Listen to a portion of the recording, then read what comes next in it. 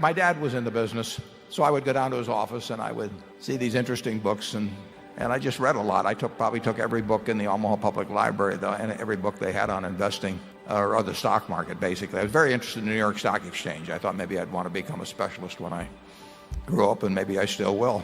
I took all the books out, I read them, and finally when I was 11, I bought 3 shares of stock, and I didn't know, I was fascinated by the subject, and I took all the books I could out of there on markets, and I used to chart and do all that sort of thing.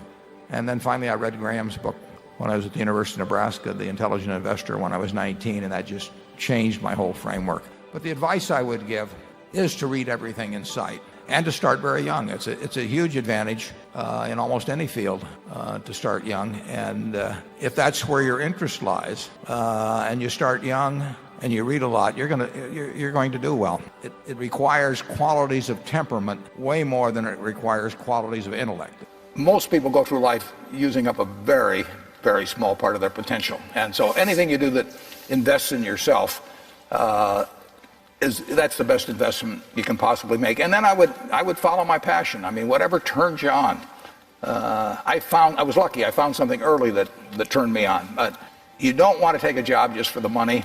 You don't want to take a job for an organization that you really don't feel good about, or work for people that you don't feel good about. You really want to be excited when you get out of bed every morning. And it won't necessarily be the job that you have 10 years later, but you'll be learning so much as you go along. And I took a job with Ben Graham, my hero.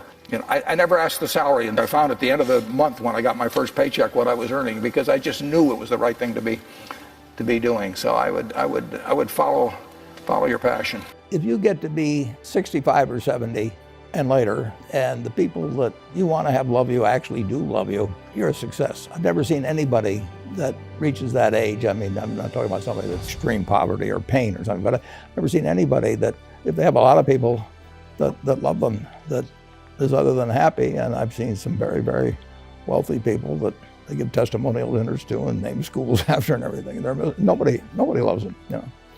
The most important thing is really who you associate with. You want to associate with people that are better than you are. I mean, basically, you'll go in the direction of the people that you associate with, and you want to have the right heroes. If you want to emulate somebody, you better pick very carefully who you want to emulate. And obviously, you can't pick your parents. They're going to have an enormous influence on you, but you don't get a choice on that. But you get choices as you go down the line, and who you admire, who you want to copy. And the most important for most people in terms of that decision is their spouse. It's also important in terms of a partner in business, but the partner in life is. I bought my first stock when I was 11 years old. It was the first quarter of 1942, shortly after Pearl Harbor. I spent $114.75. 3 shares, $114.75.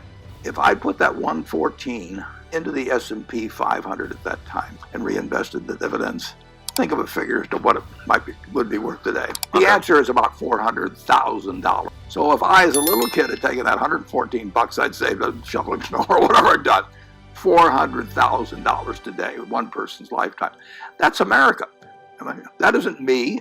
It is the huge tailwind the American economy gives to any equity investor. Now, the market's gone down many times during that time. People have panicked during that time. Headlines have been terrible. It looked like we were losing the war when we first bought it.